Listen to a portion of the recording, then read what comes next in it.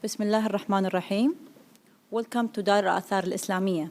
We are honored today to host a lecture which is bring into focus of fascinating intersection between Islamic heritage and ancient civilization.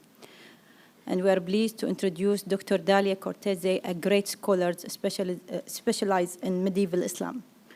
Dr. Cortese holds a PhD from South University in London and currently a senior research fellow at Middlesex University, London, as well as in the Institute of Ismaili Studies, London.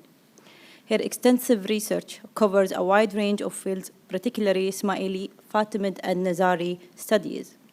Dr. Dalia's scholarship has deeply engaged with topics such as gender issues in Ismaili history and transmission of knowledge during the Fatimid era.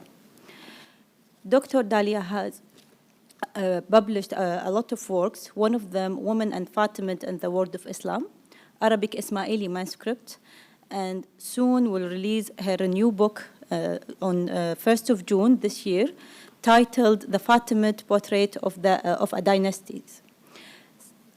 Dr. Delia today lectures examine how medieval Muslim rulers, especially the Fatimid imam-caliphs in North Africa, respond to the run of pre-Islamic civilization through a historical account and eyewitnesses report. She highlights several attitudes from religious and political actions. Her analysis places these reactions within broader Islamic views on heritage, revealing and complex and engagement with an ancient past. Please join me to welcome Dr. Delia. Thank you all for being here tonight. Thanks to Professor Al-Rudaini for her kind introduction and for making it possible for me to be here tonight. It was through her intercession that I have the honor to contribute to this cultural season. And of course, thank you, Your Excellency, Sheikh Hussa. What an honor, what a privilege, and what an outstanding hospitality. And thank you also to all the staff who have facilitated all the arrangements to bring me here without any hitch or any difficulty whatsoever. Now, this paper, the beginning of this paper, actually doesn't start now, but starts a year ago. Last year I was visiting Kuwait for the first time as a visitor, while I accompanied my friend and colleague, Professor Calderini, who gave a lecture at the cultural season, but last year. While I was leisurely visiting all the beautiful collections of the Dar al-Athar al-Islamiyyah, I went to see an exhibition about Roman antiquities in Arabia Felix. This was at the Americani Center. And I must say, and I'm not saying this because I want to flatter my host, but this was one of the most exciting and interesting exhibitions I'd seen in a long time.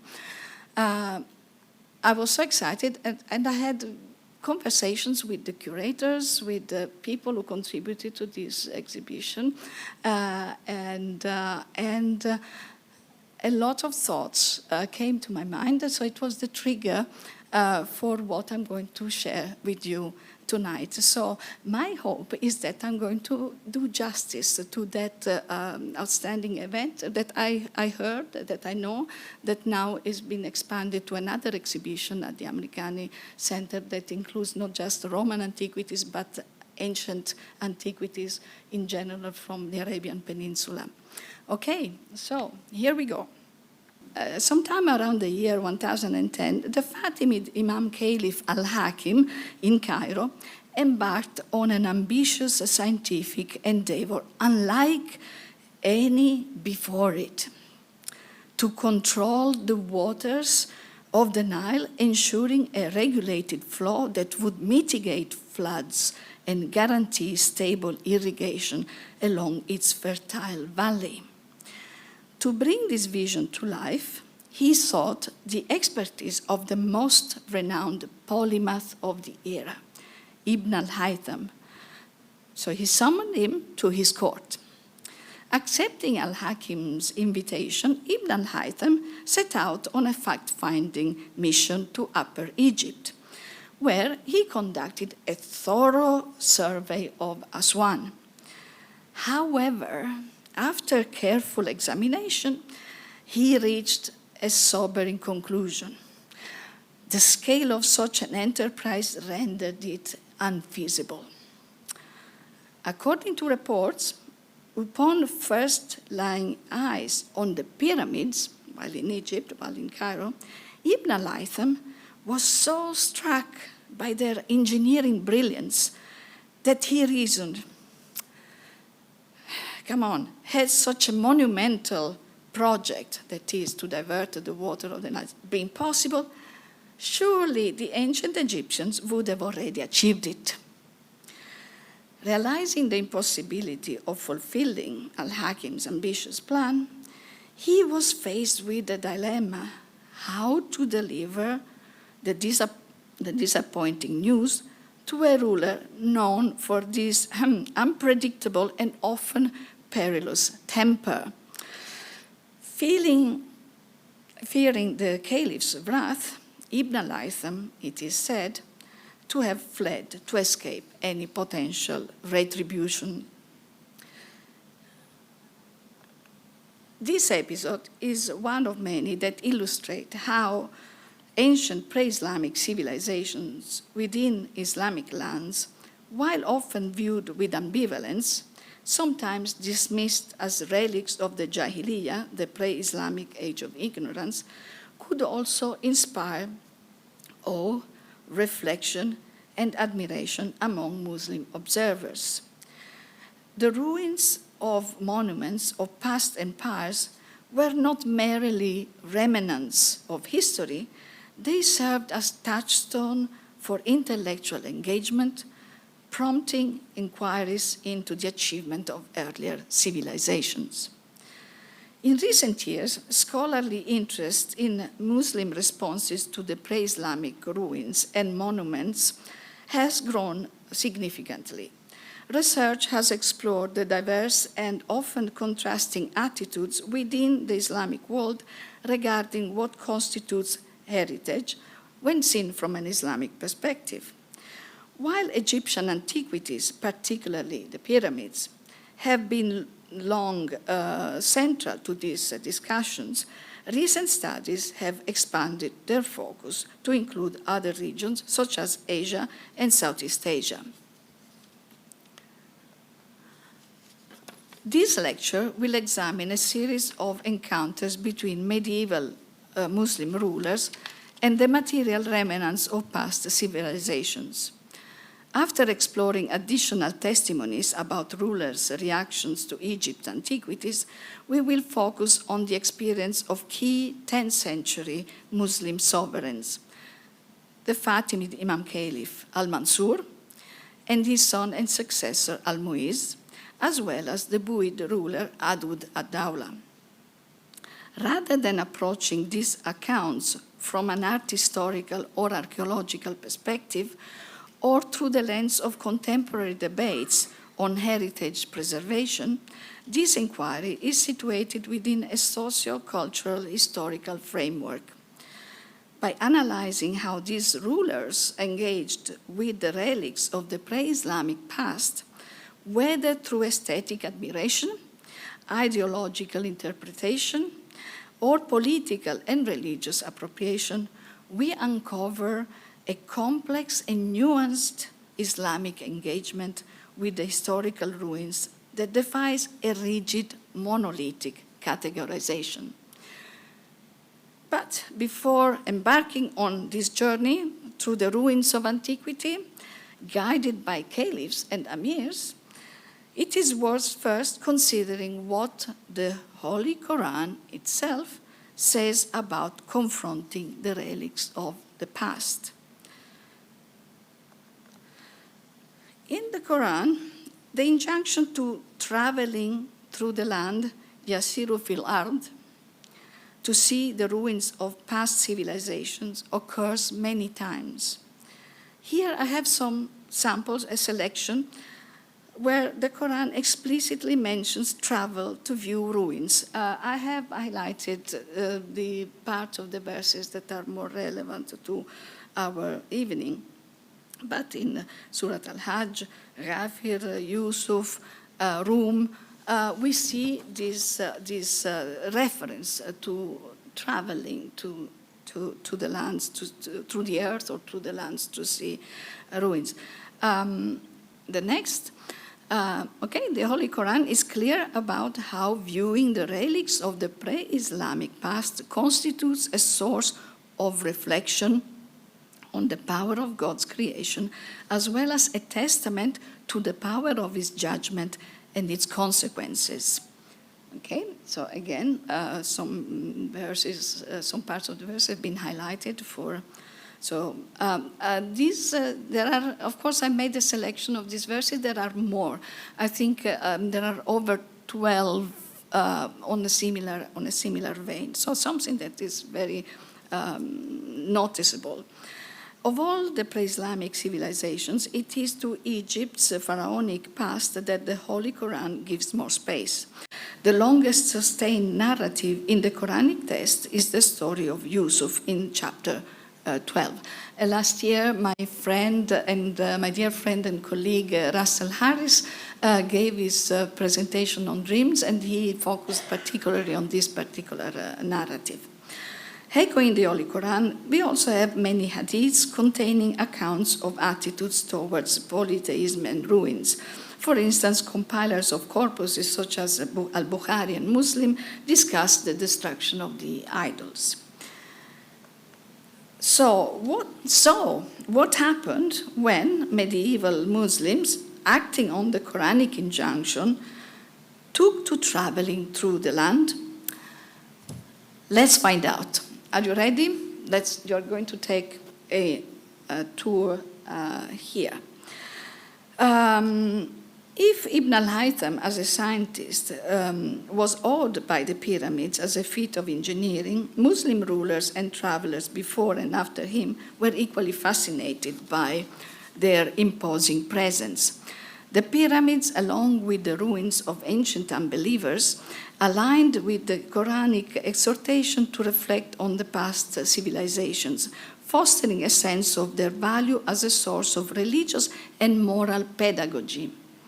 In Arabic literature, particularly within the ajaib, wonders genre, the pyramid were regarded among the greatest marvels of the world. The Muslims' fascination with the pyramids is evident in the numerous accounts left behind by medieval Muslim historians, chroniclers, and travelers. The Mamluk Egyptian historian al-Makrizi, in his topographical compendium of Egypt, which has a long title but is summed up as Al-Khitat, gathered a vast range of reports on them, some more credible than others. The pyramids also became signifiers of political power for medieval Muslim rulers. Over time, various narratives linked the monumental structures of Giza to the Sunni Abbasid Caliph al-Ma'mun. He reportedly entered the Pyramid of Cheops, a story retold and embellished in the Arabian Nights. Other accounts claim that he sponsored excavations and even restoration efforts at the site. During the late Fatimid period, the Vizier al-Afdal centered the celebrations of the Nights of Fire held on the 1st and 15th nights of the months of Rajab and Sha'ban around the pyramids. Torches were lit not only on boats drifting along the Nile, but also on top of the Pyramid of Cheops. Another Fatimid vizier, Tala'i ibn Ruzik, the last great statement of the dynasty before the arrival of the Sunni Ayyubids, expressed amazement at the pharaonic ruins of Heliopolis and Giza. During his visit, one man reportedly fell to his death while attempting to climb the pyramid of Khafre. Salah ad-Din, with the assistance of his officer, the Emir Qarqush, is said to have dismantled some small pyramids at Giza to obtain building material for Cairo's city walls, though he refrained from touching larger structures. Later, his son and successor attempted a concerted effort to destroy one of the great pyramids, but the project ultimately failed. Under the Ayyubids, Sultan al-Malik al-Kamil, and the pyramids even became sites of climbing competition. So he was giving away prizes for those who succeeded to climb to the top. The 12th century traveler Ibn Jubayr described the pyramids as awe-inspiring, marveling at their immense size and durability. He recorded local traditions regarding their construction, including the belief that they were built to safeguard the wealth and knowledge of ancient kings. Reflecting on their permanence, he contrasted their enduring presence with the fleeting nature of human life, offering spiritual meditations on the futility of worldly ambitions. Likewise, Ibn Battuta, another famous traveler, recorded similar observations.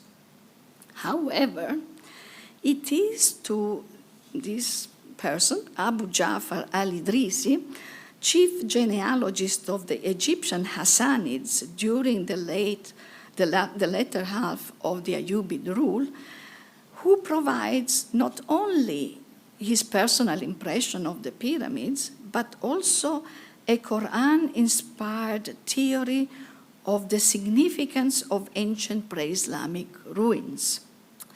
According to al-Idrisi, it was a religious duty for pious believers to visit Mirabilia, whether spectacular natural phenomena or extraordinary architectural and artistic achievements. Classifying the pyramids as a pinnacle of ajaib, he asserted that the capacity for marveling at the wonders and the miraculous attest to both normal human disposition and intellectual soundness. So there is nothing wrong with being amazed. It's actually proof of mental soundness and disposition. For al-Idrisi, the pyramids also conveyed ibra, admonition, by inviting the onlooker to reflect on the powerful and wealthy rulers of the past, whose hubris was ultimately led to their downfall. Al-Idrisi considered the act of heeding such admonitions not merely as an intellectual exercise, but as a religious obligation. He supported his claim by citing historical examples of prominent visitors to the pyramids, from various ancient prophets to the companions of the Prophet Muhammad. For al-Idrisi, nothing equaled mushahada and muayyana, the direct witnessing and personal viewing of an object. To him, engaging with the miraculous and with mirabilia was not an invitation to indulge in loosely structured adab-style storytelling of the sensational. No, it was rather a serious and responsible pursuit. Now, having examined the pyramids through the testimonies of eminent rulers, travelers, and historians, we now continue our virtual travel through the land, moving westwards to North Africa, where our guide is none other than al-Mansur, the third imam-caliph of the Fatimid dynasty. Al-Mansur ascended to the Fatimid throne in 946, inaugurating his reign by decisively defeating the rebel Abu Yazid. One of his major initiatives was relocating the Fatimid capital from al-Mahdiyyah, founded by his grandfather al-Mahdi on the ancient Phoenician port along the Tunisian coast, to a new purpose-built imperial city, al-Mansuriyah near Kairouan. Remember this point because it will become relevant later. A patron of learning, al-Mansur was known for his bibliophilia, and he was an author himself. Okay, our first stop follows al-Mansur to Tahert, where during a military expedition, he reportedly visited the graves of Berber princes dating back to the 5th century AD. The site was described as near an ancient ruin with fortresses of hewn stone lying on 3 hills, which from afar appear to the viewer as burial mounds. Fascinated by these remains, al-Mansur ascended the largest mound and discovered a stone with a Latin inscription. Upon having it read aloud, he learned that this inscription stated, "I am Salomon the Strategus. This land is called Mauritania. The inhabitants of this land rebelled against the Emperor Justinian and his mother, Theodora. Therefore, he sent me against them, and I have built this building so as to perpetuate the memory of him and the victory which God granted me." These Latin inscriptions, though not quite translated accurately at the time, remain visible to this day, located 30 miles from Tahert on the walls of Jabal al-Athar. While the translation provided to al-Mansur was not perfect, it nonetheless offered him a direct glimpse of the Roman history of the land he was now the ruler of. This moment marked the beginning of an enduring interest in Roman ruins for him. On his return from Tahert, al-Mansur stopped at Sitifis, a Roman in Latin, a Roman city founded in 97 AD. He remained there 30 days, exploring the territory and admiring the scenery. And he was particularly struck by the citadel and its remnants, including a marble slab bearing another Latin inscription. Once again, his translator's knowledge of Latin was not the best, but nevertheless, he managed to read the inscription to him, which said, "The king so-and-so and the lady so-and-so governed this city and lived in this stronghold for 70 years. Then they died, alas, to the fleeting nature of the world." Al-Mansur's curiosity continued to grow. Returning to al-Mansuriyah, in his capital, in March 948, al-Mansur dedicated an entire day to visiting the ruins of Sufetula, in Latin today is Spetla, where he explored the Roman Forum and Capitol, which had been repurposed as a fortress by the Solomon that I mentioned before. On this journey, he was accompanied by his son and future successor, Al-Muizz, to whom he passed down his fascination with ancient architecture. Later, al-Mansur traveled to Sousse, again in today Tunisia, where he camped within the remains of a Roman theater. Al-Muizz also joined him on an excursion in the region of Tunis, where they made a detour to the ruins of Carthage. Founded by the Phoenicians in the 9th century BC, Carthage was destroyed by the Romans in 146 and later rebuilt as a Roman city in the 1st century AD. This is how Al-Muizz recounted his father's reaction of this site. And here I quote the narrative that has reached us. When al-Mansur came to the area of Tunis, he camped at the ruins of Carthage, which are truly among the most astonishing buildings of the ancients, and he spent several days there. One morning, when I entered, meaning Al-Muizz, when I entered his tent, his father's tent, he said, I will tell you about these marvels, the marvels of these buildings. I cannot get them out of my mind. I asked myself, who built them? Was it a single man, or did generations of builders succeed one another? How could they complete such an immense city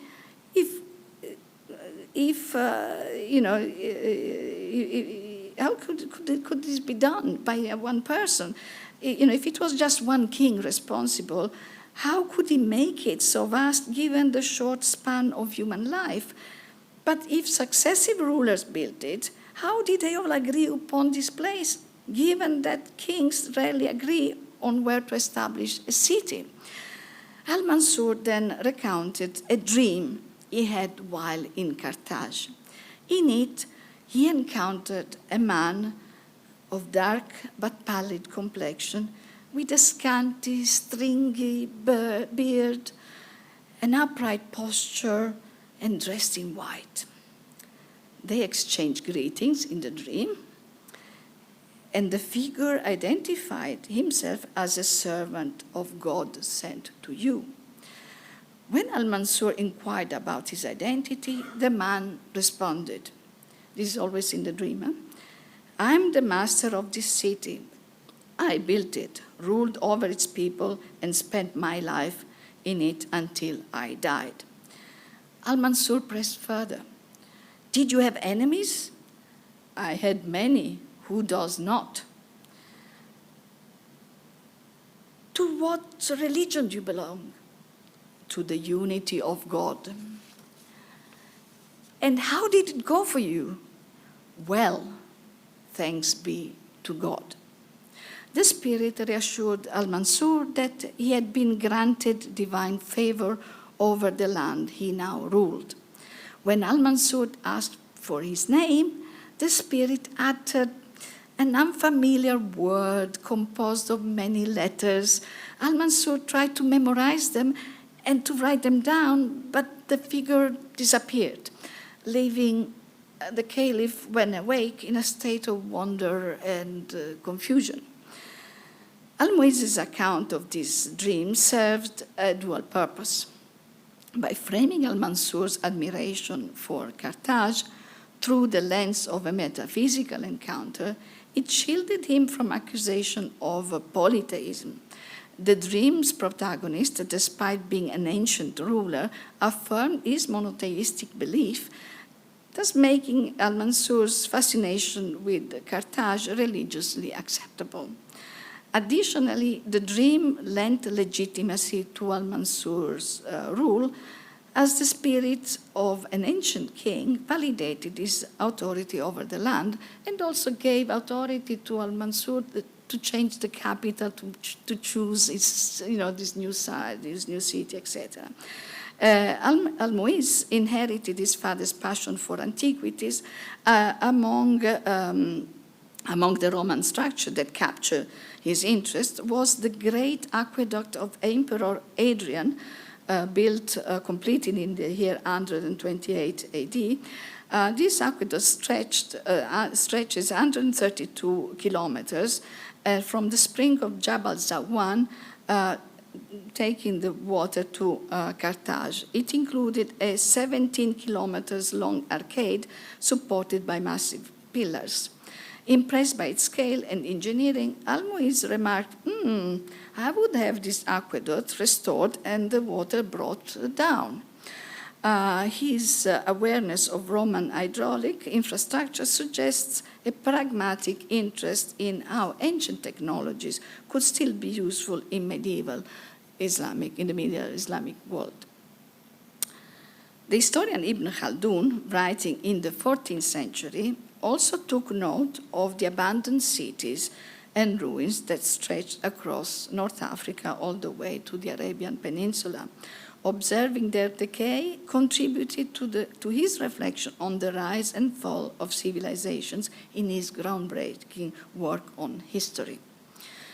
Al-Mansur and Al-Muizz's encounter with the remnants of Rome remind us of a period when Muslim rulers, despite having little direct knowledge of the ancient empires, were struck by its legacy, engaging with it not only as a curiosity, but also as a means of understanding their own place in history.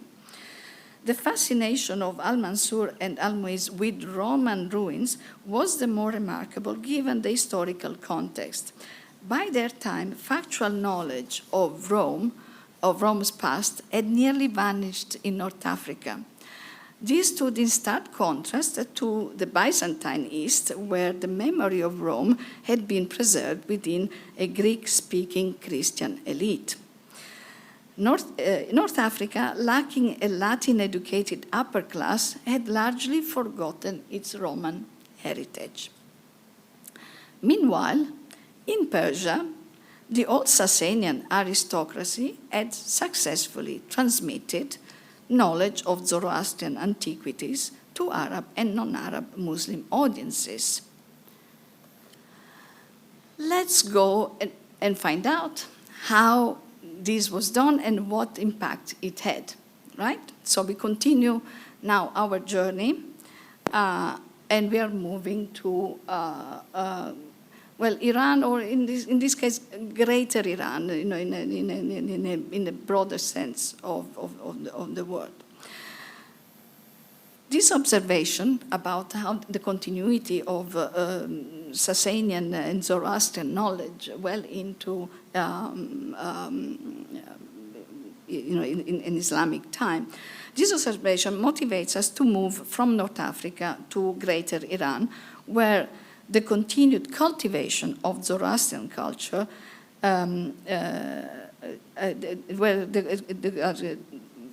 Zoroastrian culture after the Islamic conquest contributed to a medieval Muslim appreciation of ancient Persian ruins. Our journey takes us to Persepolis, the famous Achaemenid city, in the company of, this time, Adud-ad-Dawla, the Buid ruler who governed part of the Abbasid Empire on behalf of the Sunni caliphs of Baghdad. But before arriving in Persepolis, we make a stop in Baghdad, which was built on the ruins of Ctesiphon, the Sasanian capital. According to the historian al-Masudi, the presence of pre-Islamic ruins in Iran, Greater Iran then, now part of it is Iraq, posed a dilemma to the Abbasid Caliph Harun al-Rashid. When confronted with the imposing great Iwan of the Zoroastrian Sasanian kings of Ctesiphon, he sought the advice of his powerful vizier, Yahya ibn Barmak. What do I do? Harun al-Rashid asked, what do I do with this? Yahya initially advised not to destroy the building. Keep it, don't touch it, leave it there, don't destroy it. But Harun was not convinced by this advice.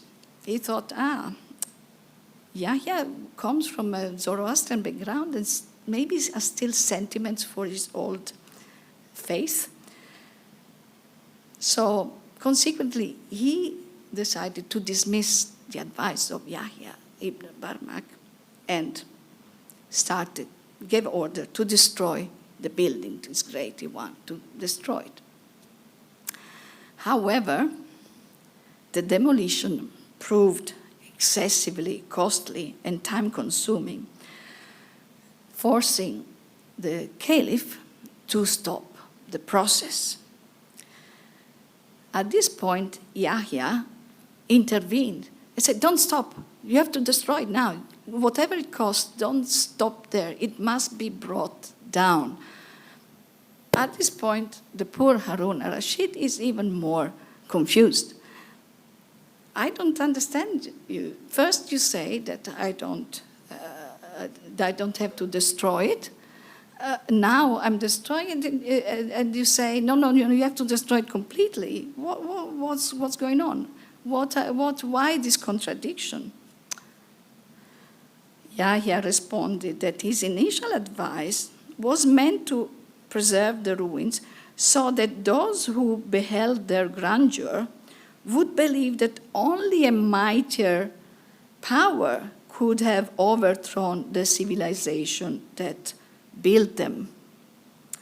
However, once the demolition had begun but could not be completed, he changed his recommendation. Why? If the ruins remained partially standing, onlookers would assume that the present power was too weak even to erase the vestiges of what might have been then a mightier power. Ibn Khaldun, who also recorded this episode, observed that destruction is easier. It's easy to destruct, to destroy things. It's creation, it's creating, building things that is really difficult. That's where you show true power. True power lies in building rather than tearing down. What could be preserved as a monument to strength, instead, if destroyed, would become a symbol of weakness. In short, power, authority, and self-confidence are better displayed through the preservation of Islamic antiquities rather than through destruction. Aduda Dawla seems to have followed a similar line of thought, but with a different approach. Rather than demolishing ancient ruins, he capitalized on them to assert his own legitimacy. A member of the Buid dynasty, he ascended to power in 949, making him a contemporary of the Fatimid Caliph al-Mansur. Like his Fatimid counterpart in North Africa, Aduda Dawla was a great patron of learning and took a keen interest in the historical sites in his domains. Persepolis, the former site of the Tachara, the palace of the Achaemenid emperor Darius the Great, played an important role in the Islamic Buid period. In addition to its existing Achaemenid reliefs, it became a Muslim memorial site with the addition of a series of commemorative inscriptions. Among these inscriptions were those written in Old Persian, Elamite, Babylonian, identifying Darius as the great king. Additionally, Persepolis had inscription in Parsi, that Middle Persian, dedicated to Shapur II, the 10th king of kings of the Sasanian Empire, who died in 379 CE. In June 955, Aduda Dawla visited Persepolis. After having the Sasanian inscriptions read to him correctly, in this case, he ordered new inscriptions to be carved nearby. Two individuals were recruited for the task, Ali ibn al-Sari, a scribe from a place called Karaj, and Marasfand, a Zoroastrian priest from Kazarun. Marasfand came from an illustrious Zoroastrian lineage, tracing his ancestry to the scholars responsible for establishing the text of the Avesta under Shapur II. His presence at Persepolis testifies to the survival of Zoroastrian culture in Fars during the 10th century. In the Caspian provinces, the pre-Islamic Sasanian traditions continued to shape the beliefs of local Muslim dynasties well into the 12th century. It is possible that other scholars of Zoroastrian ancestry assisted in inscribing later Pahlavi inscriptions on commemorative medals that Aduda Dawla had made for himself and his father. Perhaps Marasfand was able also to decipher the Middle Persian text and translate it into Persian, while the other man, Ali ibn al-Sari, might have provided the Arabic translation. The first inscription commissioned by Aduda Dawla is found on the interior face of the east window in the doorway between the portico and the main hall of Darius's palace. So a place that is a bit hidden, really, is not very, very visible. And it reads, The Amir Abu Shuja Adud Dawla, may God sustain him, was present in Safar of the year 344, June 955, and the writing of these ruins was read to him. Ali ibn al-Sari, the scribe from Karaj, and Marasfan, the priest from Kazarun, read it to him. Okay, so that's his first inscription. At this stage, the young ruler modestly refers to himself as Amir. Yet, his inscription made a clear allusion to the glorious Persian past, thereby reinforcing his legitimacy. A second inscription, located this time on the south face of the main entrance to Darius' palace. So this time, the second inscription is bigger, it's much more evident, much more visible. And it reads, "In the name of God, the exalted Amir Adud ad-Dawla Fanna Khosrow ibn al-Hasan was present in the year 344. On his return victorious from the conquest of Isfahan, his capture of Ibn Makan, and his rout of the army of Khorasan, he fetched someone who read the inscriptions of these ruins for him." By this point, Adud ad-Dawla had elevated his title to exalted Amir and emphasized his conquest. The language of his inscription becomes more elaborate and is placed more strategically in a much more visible location of the palace.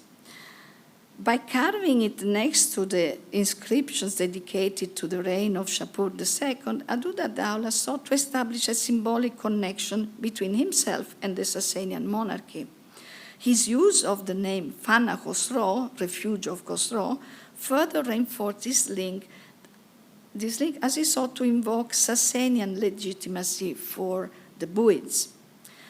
Notably, while Adud ad-Dawla's inscription contained Persian allusions, which were likely intended for his Daylamite followers — Daylam is a region in Iran — the primary language of the text was Arabic. So he makes allusions to Persian ancient history, but he speaks, the text is in Arabic. This suggests that he aimed to address a broader and more diverse audience. Only after consolidating his power and eliminating rivals, he did adopt the more conventional title, Shah, King of Kings.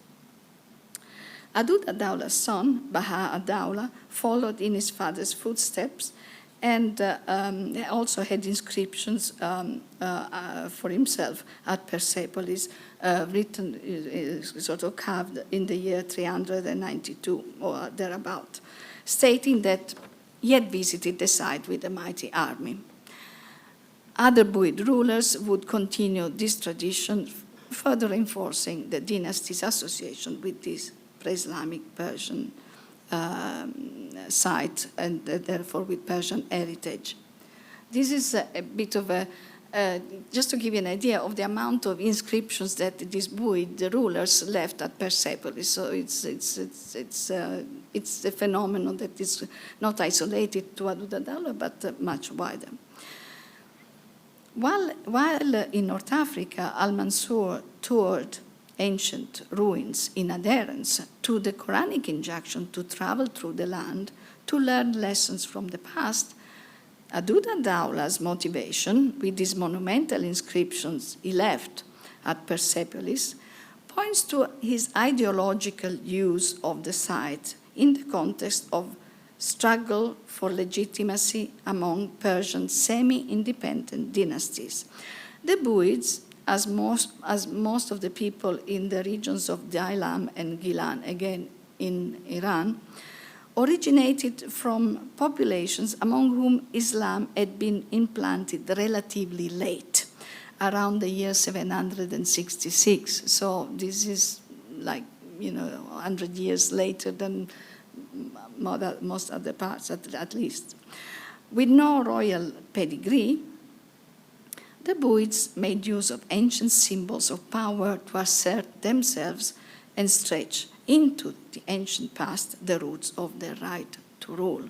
So they use politically this site to advertise themselves in a particular way. Now, having explored Aduda Daula's use of ancient ruins to construct political legitimacy, we now turn our attention eastwards. Our journey takes us to the Indian subcontinent, so we're really traveling far, where we follow a Shia Ismaili propagandist dispatched there by the Fatimid imam-caliph al-Muizz to execute his mission. Our next destination is Multan, in present-day Punjab, in present-day Pakistan. Okay, I'll take a sip of water again. In 953, the Fatimid imam-caliph al-Muizz succeeded his father, continuing his dynasty's tradition of patronage of scholarship and learning. Like his predecessor al-Mansur, he took an interest in the antiquities within Fatimid territories. But in 965, he adopted a markedly different approach when dealing with an ancient Hindu site in Multan. Multan had come under Muslim rule in the early 8th century. By the 9th century, the Yemeni Ismaili propagandist Ibn Hawshab, better known as Mansur al-Yaman, had dispatched his wife's cousin to establish an underground Ismaili cell in the region. This cell operated covertly for approximately 80 years. Despite its remote location, the Ismaili propaganda maintained communication with the outpost under al-Mansur. From 958 onwards, al-Muizz revitalized the propaganda in the Indian subcontinent, consolidating Fatimid influence in Multan and later also in this other place called Mansura. In 965, al-Muizz sent a new propagandist to Multan to replace one suspected of becoming too closely aligned with the local Amir and permitting Hindu converts to Islam to continue practices from their former faith. To prevent a resurgence of polytheism or that polytheism could infiltrate Islamic practices, al-Muizz ordered the destruction of a colossal idol that stood at the center of a Hindu solar temple. The Sun Temple of Multan, reputedly over 5,000 years old, had long been a major pilgrimage site, attracting worshippers and generating substantial revenue, substantial income. Prior to the Fatimid rule, Sunni emirs governing the region had granted the Hindus of this town the status of dhimmis, that is, a designation typically reserved for monotheistic groups such as Christians and Jews. Under Islamic law, dhimmis were non-Muslim, protected by a treaty, allowed to practice their faith in exchange for a poll tax called jizya. The case of the Hindus of Multan represents one of the earliest and most best documented instances of this status being extended to non-monotheistic communities. Once the temple was destroyed and its priests eliminated, al-Muizz marked the event by sending his emissaries 7 white banners. While white, because white is the color of the Fatimids. The Abbasids' color is black, and by contrast, the color chosen by the Fatimids was white. So they sent these white banners with his name, both as a way to congratulate the achievement of this propagandist and as a symbolic assertion of Fatimid authority in Multan. A mosque was constructed on the temple's ruins, and the khutbah, the Friday sermon, was now delivered in al-Muizz's name, signifying Fatimid authority.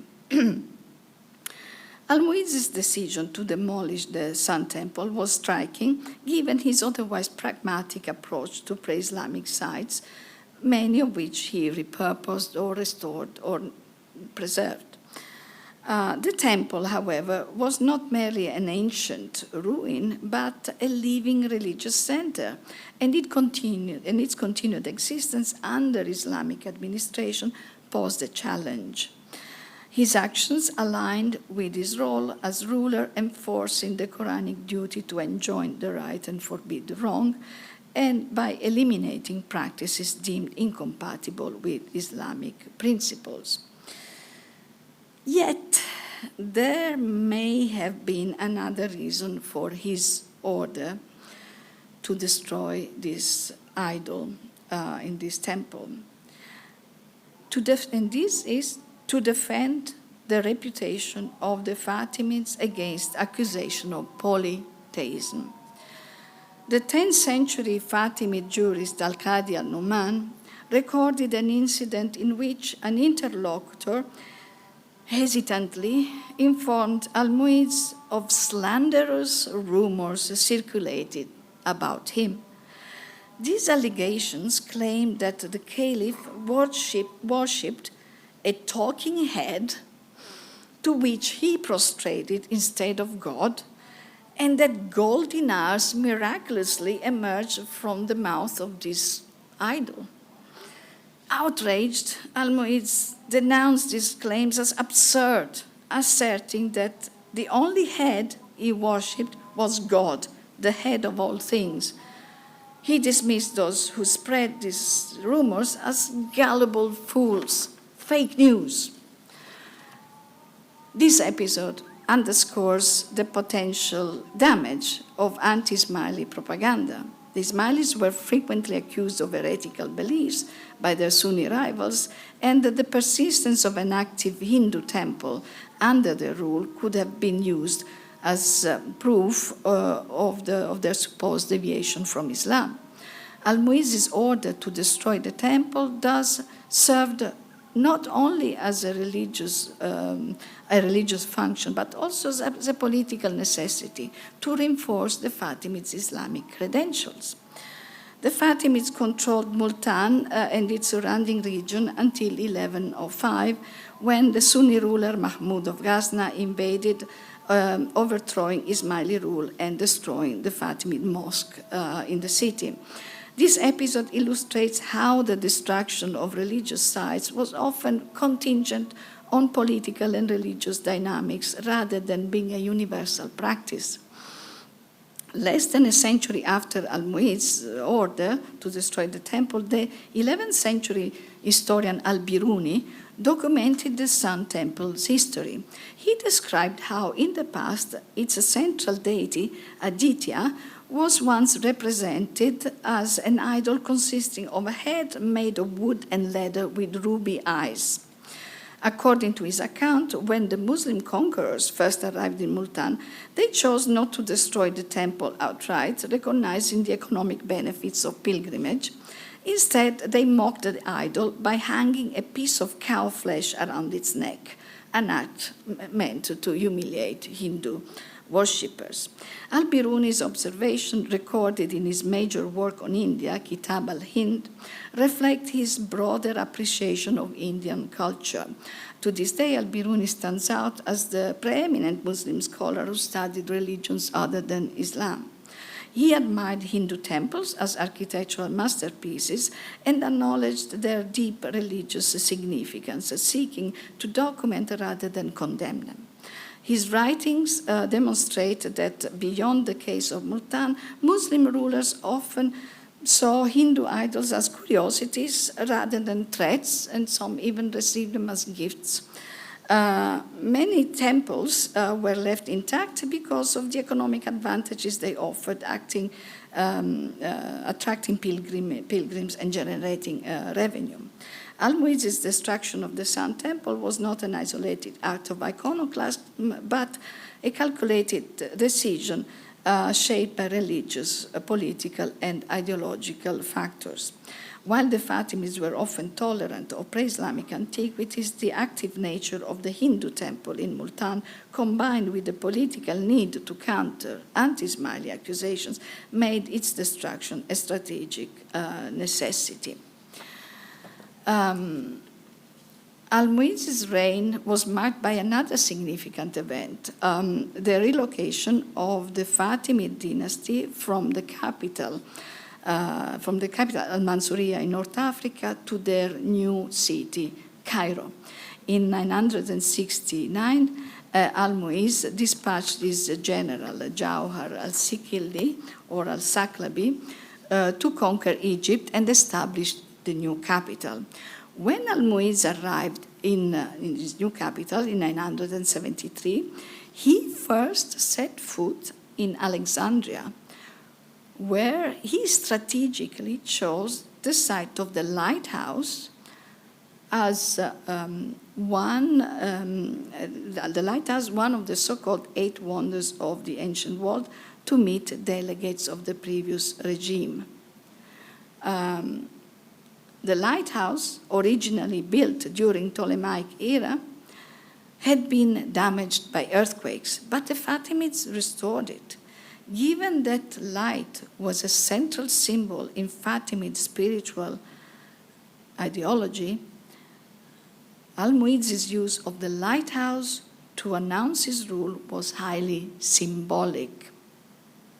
It projected the image of his dynasty as beacon of light of both secular and spiritual power. Okay, we have traveled a lot, and now it's time to come back home. In line with the Islamic teachings, the Fatimids, like their counterparts in other dynasties, viewed ancient ruins as evidence of the impermanence of worldly power. These monuments served as poignant reminders of the rise and fall of civilizations, reinforcing the Islamic perspective that ultimately authority rests with God. However, this theological understanding did not prevent them from adopting a pragmatic approach to the remnants of pre-Islamic civilizations. Often materials from these structures were repurposed for their own building projects, such as mosques, palaces, etc. Sometimes these remnants were even exported to rivals. For example, during the Fatimid period in North Africa, architectural elements were sent to the Umayyads of Al-Andalus to build Madinat al-Zahra, the Umayyad capital near Cordoba. Which was built using columns from the ruins of Carthage and pink marble from a cathedral, from a derelict church in Sfax in Tunisia. This practice of reusing ancient material aligned with the Quranic teaching on avoiding waste and managing resources, as in chapter 17 of the Quran. From an Islamic perspective, recycling was an acknowledgement of the natural cycle of existence, as noted again in the Quran, in chapter 55. Under the Fatimids, Roman and Byzantine architectural elements were seamlessly integrated into new projects. A striking example of is the aqueduct system in North Africa, which evolved through phases from being Roman to Aghlabid and then Fatimid. Yet, while they adopted and incorporated elements of past civilizations, the Fatimids, like other dynasties, at times sought to erase and diminish the religious significance of pre-Islamic antiquities. Christian churches and Roman temples, as well as structures such as the Sun Temple in Multan, were converted into mosques, administrative buildings, and yes, sometimes destroyed too. As an imperial power, the Fatimids sought to legitimize their rule over a vast and diverse empire that, from its base in North Africa, expanded into Egypt and then directly or indirectly into parts of Syria, Palestine, Arabia, and Central Asia. By integrating aspects of these regions' pre-Islamic heritage into their architectural and political narrative, they reinforced their authority over a multicultural population. As we have seen with rulers such as Aduda Dawla, the appropriation of grand monuments allowed them to symbolically link themselves to the enduring history of these lands. Ultimately, the examples we have explored today highlight the diverse attitudes medieval Muslims held towards pre-Islamic ruins. At no point, whether as rulers or as mere observers, did they conform to a single rigid Islamic approach to cultural heritage of past civilizations. The lesson of the Holy Quran, embraced by those medieval Muslims who traveled through the land to reflect on history, remains profoundly relevant today. More than ever, we must consider the state of our troubled world and our accountability for its future. One day, the legacy we leave behind will become part of someone else's distant past, and it is by that inheritance that future generations will judge our civilizations. Thank you very much.